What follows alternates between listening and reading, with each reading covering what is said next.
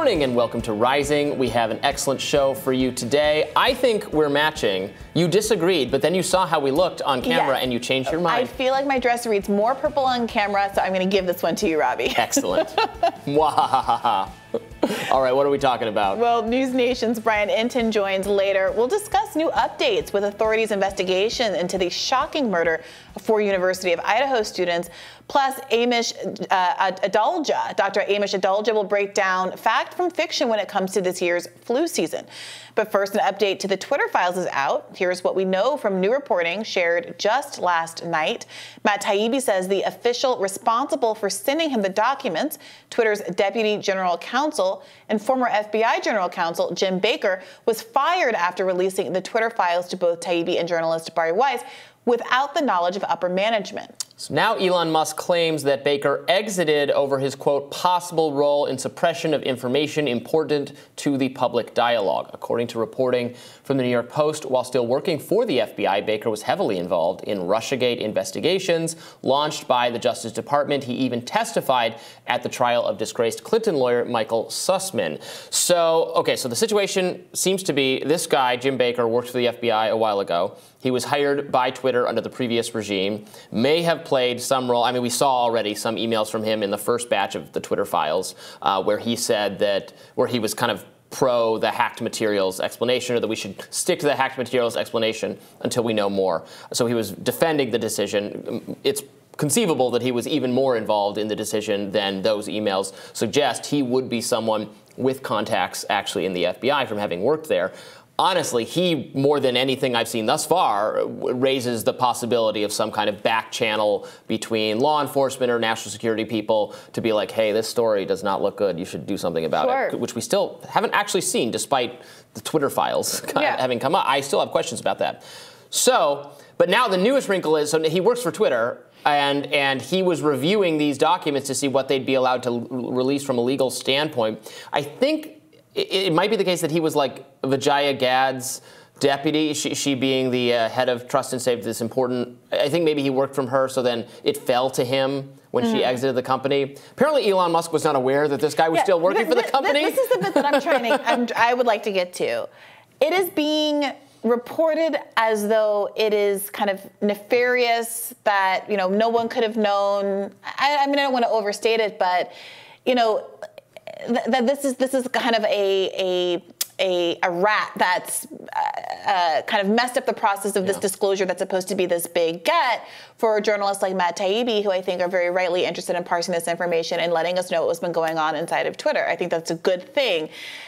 After all of the discourse around the purges from Twitter and Elon Musk discussions about firing so many staff members and cleaning house, it is confusing to me how this kind of known open, he wasn't an undercover agent or something, this known open FBI agent was not just still working at the company, or former FBI employee, was not just working at the company, but was in the position to review the documents that were being put out for the very purpose of transparency. Right. And Elon wasn't aware. And then when he became aware, they fired this person. Right. Because he was holding up the process in some way. And there was some discussion about whether or not he had over-redacted FBI-related information. I mean, there could be real implications to this. I mean, it sounds like he's the wolf in grandmother's clothes, and you're like, oh, what big ears you have, and like it's pretty obvious. It's pretty obvious. And I don't know. It doesn't seem to me that there's a ton of accountability as what big as suppression reflexes you have. Exactly. I mean, the people who are sympathetic, as I am, to these disclosures, many of them are framing this as though it's like another level of deception by the people who, you know, want to have these kind of partisan outcomes coming out of these social media companies. At what point is there any responsibility for the now CEO of Twitter, who's been in charge now for a not insignificant period of time, to have oversight over these things? And if he's still letting this kind of stuff fall through the cracks, at what point do we have to start to acknowledge that some of the mistakes that were made at Twitter before might also have been because of a lack of oversight and negligence just like this? Well, I don't know. You said he's been in charge for a not insignificant amount of time. And it still has only been, well, I don't know. I mean, he's fired. He's making his way through the employee roster. He's firing tons of people. You don't think the former FBI agent, general counsel who's reviewing the document should be pretty high on the list?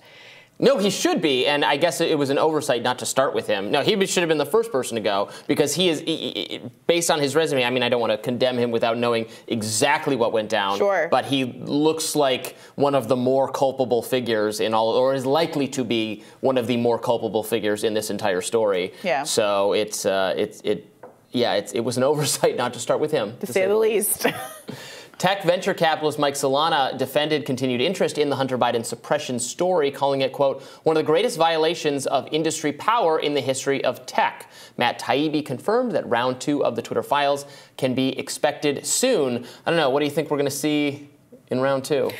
I mean, I'll talk about this in my radar a little bit later, but it does seem to me that when you have evidence of people from both sides of the aisle trying to curry favor and get things adjudicated in their favor, it's really a story about access and elitism more than it is necessarily about partisanship. Now, there have been some really big partisan maneuvers, the Hunter Biden laptop chief among them, and I don't think that you can ignore that at all. But my concern is, whether or not people are going to continue to try to weaponize these releases in ways that are continuing this kind of partisan infighting, instead of asking these really, I think, important questions about why it is that important people seem to think that they can call up social media companies and social media managers and basically get their will exercised, regardless of what that will is, political or otherwise. And why do social media moderators feel, oh yeah, well, give them whatever they want? Is it, I mean, it's a combination, it's a mix of several things, some of which are more concerning, well, they're all concerning, but I mean, one being just the revolving door between typically Democratic administrations, Democratic staff, political offices, and these social media companies. There are Republicans who work for them as well. Actually, they hire Republicans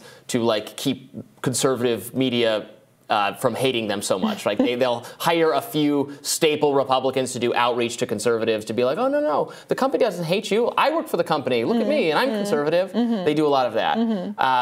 And also because the Republican Party used to be the party that actually had less interest in regulating in general, including regulating social media. And now both parties have, well, at least in verbiage, have a lot of interest in it. In practice, haven't done very much. So that's probably not true anymore. But what do you expect to come up next in Twitter Files Part 2? Are you expecting any big disclosures?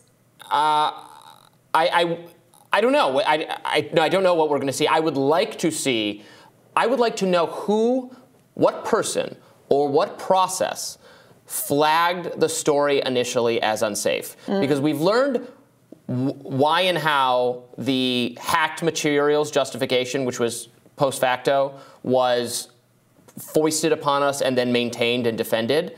But I still don't know, or couldn't tell from the existing Twitter files, who makes the initial decision to say this is harmful. Was it a person? Yeah. Was it a process? How did that happen? Yeah. So I would like to know that. And then I would like to know, the other piece of the puzzle is, all of the yelling at social media companies to handle more misinformation. It's happening at the same time various government officials are publicly and privately threatening legislation or regulation or punishment. And does that taken together move this into First Amendment violation territory? Not just the telling them, please get rid of this, but it's the please get rid of this, and there could be consequences for not doing it, that you have to fit those. Yeah, absolutely. One other thing I'd like to see is if some of these emails, some of these files will be made more searchable for the broader public, the way that we can look through the Podesta emails and stuff. Because we saw a lot of very specific journalists named as having these relationships with the Clinton administration, trying to get friendly stories out there, and the way that happens in journalism. But I'd love to see if there were specific accounts, particularly in the course of the 2020 primary and beyond, that were signaled out, whether there was any kind of suppression and what kind of decisions were being made around soft blacklisting people on Twitter, shadow banning them, and things like that. Right. And you can't complain that mainstream media is not reporting on this the way you'd like them to do it if you're not sharing with them the documents as well. For sure. You got to give you can give it to Taibbi and Barry Weiss exclusively first. Sure. But then everybody wants a crack at them. I'd like a crack. I'd like a crack at them too, Robbie.